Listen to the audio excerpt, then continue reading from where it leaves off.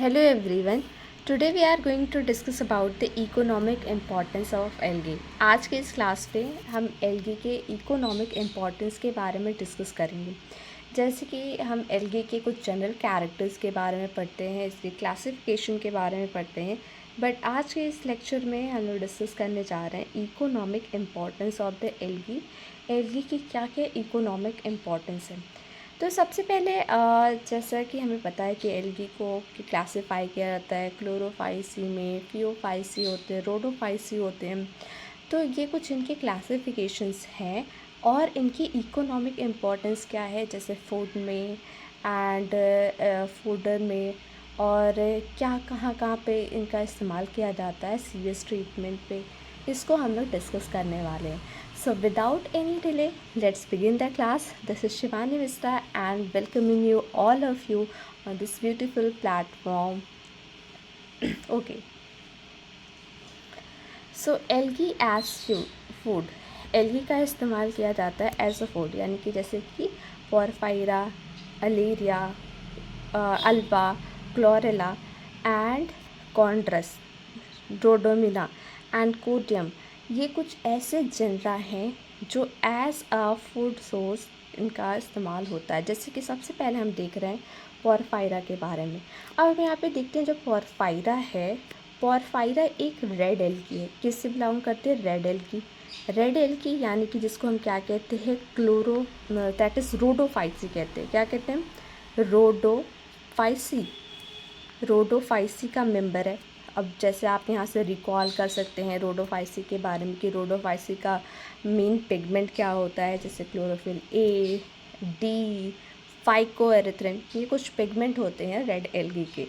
ठीक है, तो ये पोरफायरा यानी कि ये बिलोंग करता है किससे? रोडोफाइसी से। फिर आता है आपका एलेरिया आता है, एंड अल्वा हो गया, क्लोरेला हो गया। जैसे अल्बा ये आपका क्लोरोफाइसिस से बिलोंग करता है, क्लोरेला आपका क्लोरोफाइसिस से बिलोंग करता है। तो ये सारी चीज़ें हमें क्लियर होनी चाहिए कि कौन किस क्लास से बिलोंग करता है।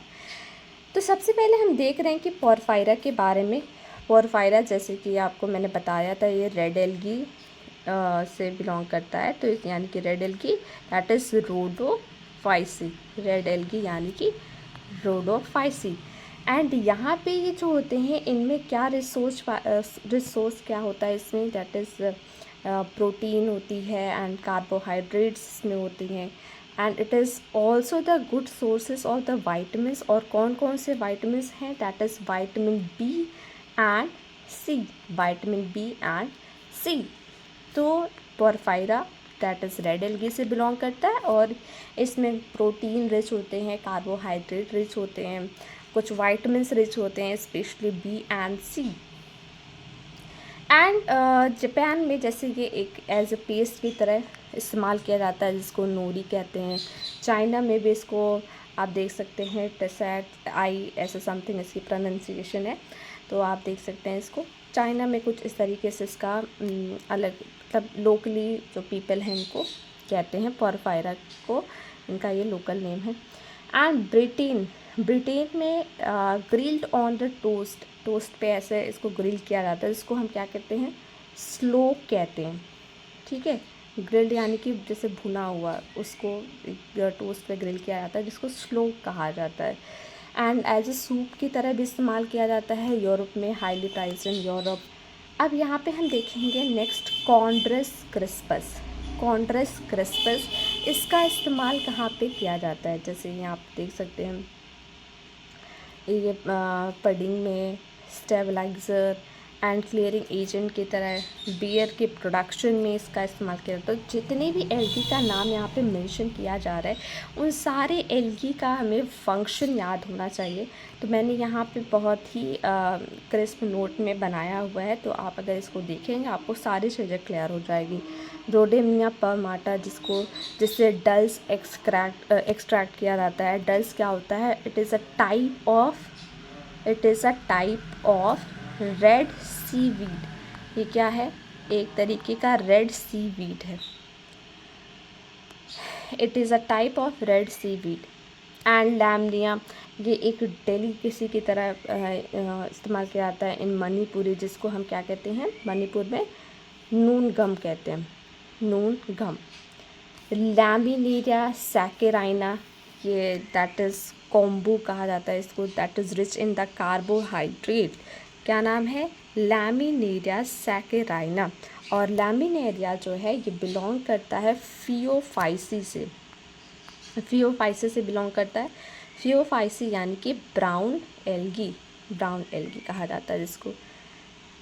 And the next one is the Gelidium and Gracilaria. Gelidium and Gracilaria, इनका इस्तेमाल जैसे आइसक्रीम एंड जेली में बनाने में किया जाता है, जिलीडियम का एंड ग्रेसिलेरिया का आइसक्रीम में एंड जेलीज़ में। तो कुछ ये इसके इस्तेमाल यहाँ पे गिवन है कि कहाँ कहाँ पे इनका रोल है। ठीक है, तो ये जितने भी यहाँ पे एल्गी के नेम है, चाहे ये रेड एल्गी है या फिर दैट इज़ फियोफाइसी का है मेंबर, ब्राउन एल्गी का है, सारे आपको एग्जांपल्स याद होने चाहिए। और उसके साथ साथ में आपको फंक्शंस भी इसके पता होने चाहिए कि क्या क्या इनके फंक्शंस हैं। ठीक है, तो यहाँ पे जितने फंक्शंस दिए गए हैं, इन फंक्शंस को आपको अच्छे से याद रखना है। तो यहाँ पे दिया गया है दैट इज़ जिलीडियम एंड ग्रेसिलेरिया। ठीक है, और फिर नेक्स्ट है दैट इज़ क्लोरेला। और क्लोरेला क्या इसमें होता है, सबसे ज़्यादा रिच किसका होता है, दैट इज़ इसमें high producers of lipids and proteins. और ये बहुत ही स्पेस ट्रैवलर्स इसका इस्तेमाल करते हैं। ठीक है, तो इसको याद रख लीजिएगा क्लोरेला। स्पाइरुलिना, इसमें 60% प्रोटीन होता है, एसेंशियल वाइटामिन होते हैं, अनसैचुरेटेड फैट्स होते हैं। एंड स्किन डेस्पिम, that is rich in protein and also a rich source of threonine. स्किन डेस्मियम, ठीक है, जिस स्किन डेस्मियम किस पे बिलोंग करता है कि क्लोरोफाइसी का, ये भी अगेन मेंबर है Chlorophyceae, that is green algae. Nostoc colony, nostoc colony यानी कि जो कि साइनोफाइसी का मेंबर है, और इसको बॉयल किया जाता है, यूज़ किया जाता है as food in China and Java. Codium and Ulva, salad की तरह इसका इस्तेमाल किया जाता है, Codium and Ulva. Again it is belong from the Chlorophyceae, green algae है। तो ये आपको एक तरीके से याद होना चाहिए। मोनोस्ट्रोमा, ये अगेन फूड की तरह इसके इस्तेमाल किया जाता है, अनूरी जिसको कहते हैं जापान। अब यहाँ पे हम देखते हैं एल्गी एज फूडर। फूडर का मतलब क्या होता है? फूडर का मतलब ये होता है कि जैसे जो प्लांट मटेरियल जिनको एनिमल्स खाते हैं, जिनको ईट करते हैं, that is what, that is fodder. ठीक है, तो फूडर यानी कि इसमें कि कुछ एल्गी आते हैं जैसे कि फ्यूकस हो गया, लैमिनेरिया हो गया, एस्कोफिलम हो गया, सारगासम हो गया, आर यूज्ड एज फूडर। तो ये जितने एल्गी हैं यानी कि ये किससे बिलोंग करते हैं, that is going to belong from the Phaeophyceae, यानी कि जिसको हम क्या कहते हैं, ब्राउन एल्गी कहते हैं। Phaeophyceae that is brown algae. ठीक है, ये बातें आपको अच्छे से क्लियर होनी चाहिए, सारी बातें जितनी मैं आपको बता रही हूँ, और जितना एग्जाम्पल्स यहाँ पे गिवन है, एग्जाम्पल्स आप अच्छे से याद रखिएगा, राइट। अब यहाँ पे है एल्गी इन इंडस्ट्री। तो एल्गी का इस्तेमाल इंडस्ट्री में किस तरीके से होता है, क्या क्या चीज़ें हैं। तो फर्स्ट है यहाँ पे एल्गी, जैसे अगार अगार है, और अगार अगार को हम ऑब्टेन करते हैं फ्रॉम द जिलीडियम, जिलीडियम से इसको ऑब्टेन किया जाता है अगार अगार को। एंड जिलीडियम हो गया, और भी यहाँ पे पेट्रोक्लाडिया हो गया, ग्रेसिलेरिया हो गया, अकैंथोपेल्टिस हो गया, एंड फेलिटा हो गया, कॉन्ड्रस हो गया, गिगैर्टिना हो गया। तो इन सब से अगार अगार को एक्सट्रैक्ट किया जाता है। तो अगार अगार क्या होता है, यानी कि इसमें क्या होता है, ये it is consist of 2 polysaccharide. कौन कौन से पॉलीसैकेराइड होते हैं इसमें, दैट इज़ एक मिनट, यस। तो इसमें जो पॉलीसैकेराइड होते हैं बच्चों, दैट इज़ एगारोज हो गया, एगारोज, एंड एग्रोपेक्टिन हो गया, एग्रोपेक्टिन। ठीक है, तो इनका जो कैरेक्टरिस्टिक्स है बेसिकली क्या होता है, ये जनरली इनसॉल्युबल होते हैं कोल्ड वाटर में, बट सॉल्युबल होते हैं in hot water. If you say the characteristics of the agar, that is, it is insoluble in the cold water but readily soluble in the hot water. That is the characteristics of the agar. And इसके कुछ और भी characteristics हैं, जैसे कि food में, pharmaceutical industry में, cosmetic industry में अगार का इस्तेमाल किया जाता है। तो इसको जैसे मैंने आपको बताया, इसको एक्सट्रैक्ट किया जाता है जिलीडियम से, पेट्रोक्लैडिया से, ग्रासिलेरिया से, कैंथोपेल्टिस से, एनफेलिटा से। तो ये कुछ हैं, इसके बारे में आप याद करेंगे, याद करना है। इसको याद करने के अलावा कोई ऑप्शन नहीं है, या आपके बहुत सारे एग्ज़ाम में बेनिफिशियल होगा। Now the next one is the carrageenan जिससे यानी कि कॉन्डर्स क्रिस्पस एंड गिगार्टिना स्टिलाटा से एक्सट्रैक्ट किया जाता है कैरागिनन को। एंड कैरागिनन क्या है, एक तरीके का फाइकोकोलॉइड होता है, और इसमें जनरली 2 मेन कंपोनेंट्स होते हैं, 2 मेन कॉन्स्टिट्यूएंट्स होते हैं। और मेन कॉन्स्टिट्यूएंट्स में क्या हो गया, जैसे कि कैरागिनन हो गया, कैरागिनन हो गया, एंड लैम्डा कैरागिनन हो गया। तो ये कुछ यहाँ पे आप देख सकते हैं।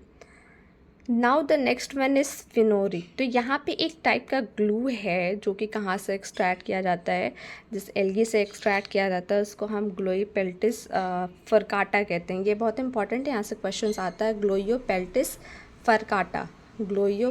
फरकाटा अ टाइप ऑफ ग्लू यहाँ से एक्सट्रैक्ट किया जाता है, जिसका इस्तेमाल हम कॉस्मेटिक इंडस्ट्री में करते हैं। तो ये बातें ध्यान में रखना है।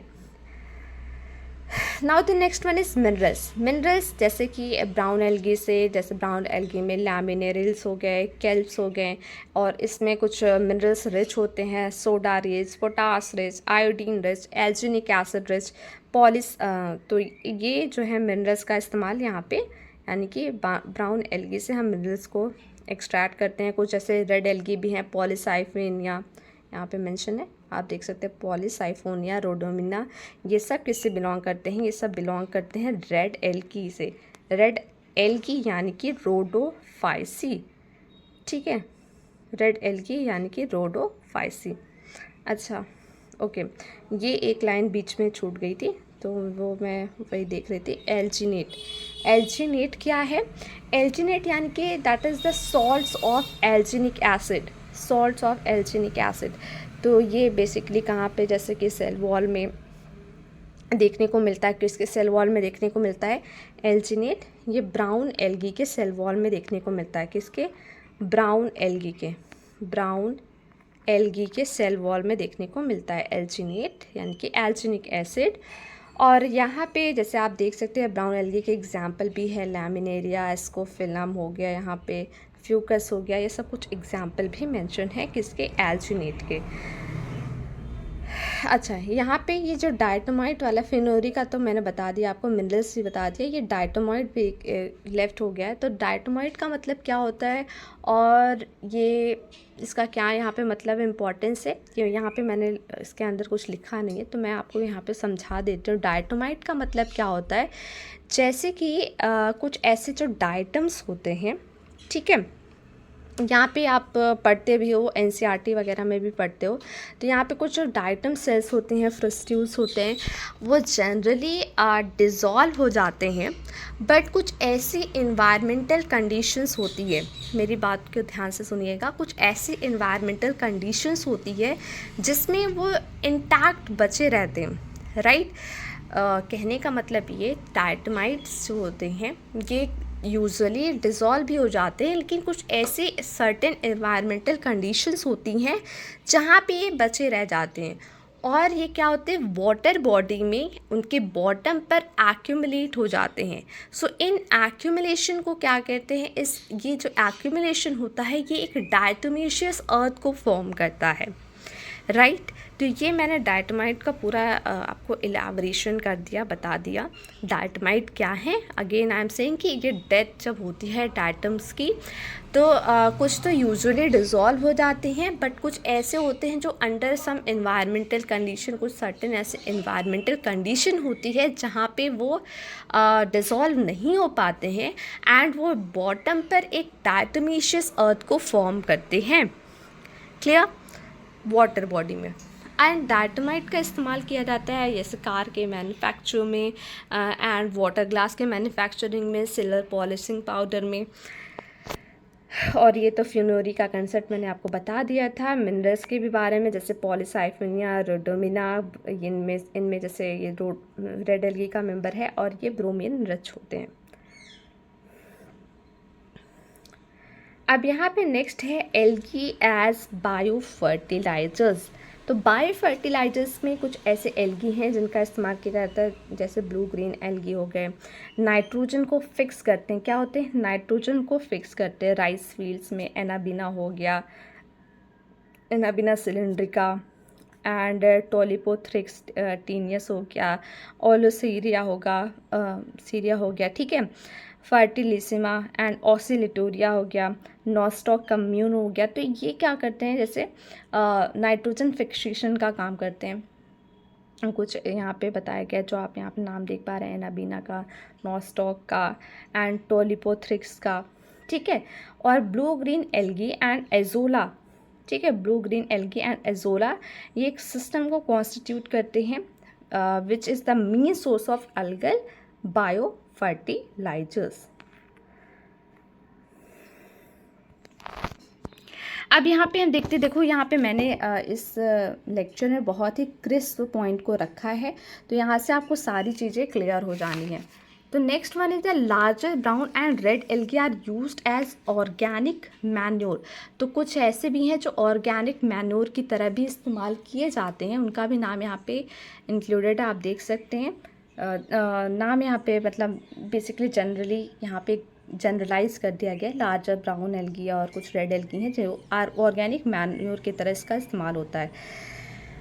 And they are usually rich in potassium, rich होते हैं, इनमें रोल नाइट्रोजन होता है, phosphorus proportion and some Corallina और lime depositing algae such as Lithothamnion and Lithophyllum. और ये क्या करते हैं, limiting the crop field. Blue green algae are also use in reclamation of saline and alkaline soils के लिए रिक्लेमेशन में blue green algae का इस्तेमाल किया जाता है, ठीक है। अब यहाँ पे हम देखते हैं नेक्स्ट सीवेज के डिस्पोजल में, जैसे कि क्लोरेला हो गया, क्लेमाइडोमोनास हो गया एंड यूग्लिना, ठीक है, स्कैंडिस्नम एंड पायरोबोट्रियस, ये इनका इस्तेमाल किया जाता है in disposal of the sewage में, सीवेज के डिस्पोजल में। Algae as antibiotic and in medicine, तो chlorella, cladophora, lyngbya, polysiphonia, laminaria, ठीक है, हेलिड्राइज, ये जो कि क्या करते हैं, एंटीबायोटिक को सिंथेसाइज करते हैं, यहाँ से एंटीबायोटिक की भी सिंथेसिस होती है और ये एज ए मेडिसिन इस्तेमाल किए जाते हैं। और ये लाइन बहुत ही इंपॉर्टेंट है, first such antibiotic chlorellin was obtained from the Chlorella, यानी एल्गी से जो पहली एंटीबायोटिक, किससे, ध्यान रखिएगा, एल्गी से जो पहली एंटीबायोटिक डिस्कवर की गई थी that was chlorellin and it was obtain from the Chlorella, ठीक है, क्लोरेलिन, और इसको ऑब्टेन किया गया था फ्रॉम द क्लोरेला से, ठीक है। अब यहाँ पे हम देखते हैं एक्सट्रैक्ट ऑफ एस्कोफिलम। एस्कोफिलम नोडोसम का जो एक्सट्रैक्ट होता है और ये is effective against both gram positive and gram negative के लिए इफेक्टिव होते हैं।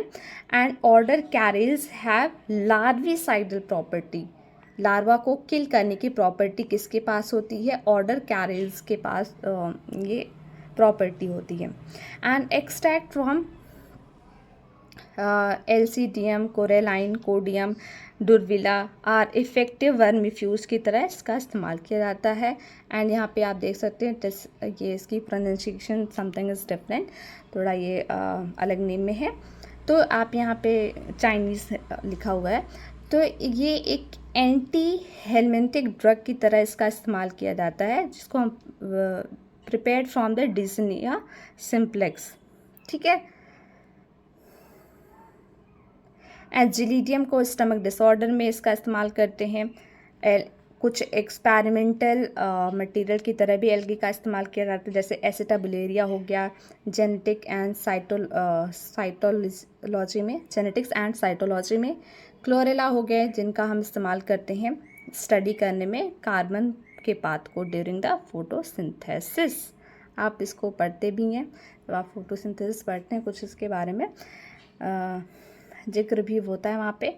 एंड वोल्वोनिया एंड हेरिसिस्टिस मेम्ब्रेन की परमेबिलिटी के स्टडी करने के लिए इनका इस्तेमाल किया जाता है। अब यहाँ पे कुछ नेक्स्ट है, दैट इज़ हार्मफुल और नेगेटिव इम्पॉर्टेंस, जैसे कि algae and water supply. Decomposition of algae like Anabaena, Dinobryon, Microcystis and Cyanura in tank imparts bad taste and odor to water.